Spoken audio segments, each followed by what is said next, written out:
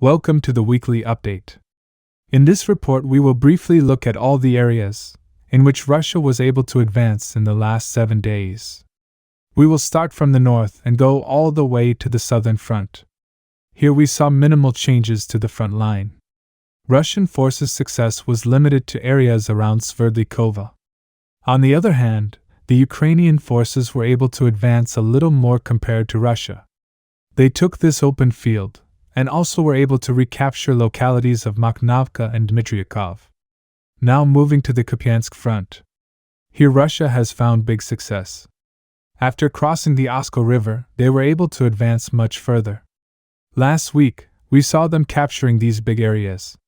If you understand the terrain and Ukrainian defenses, then you know these are very significant advances. Now moving to Kreminna front.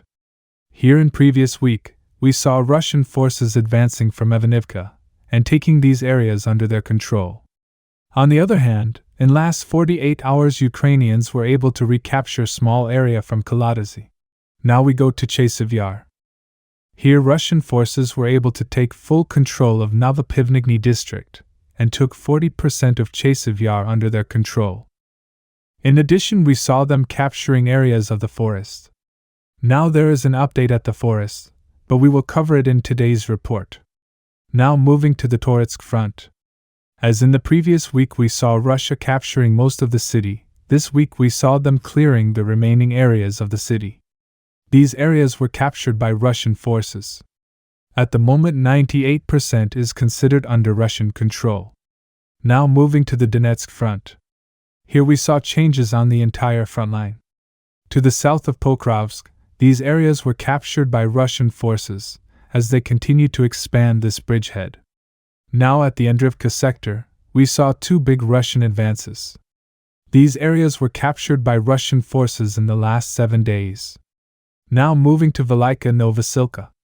Russia's biggest success came from here last week, as these areas were captured by Russian forces.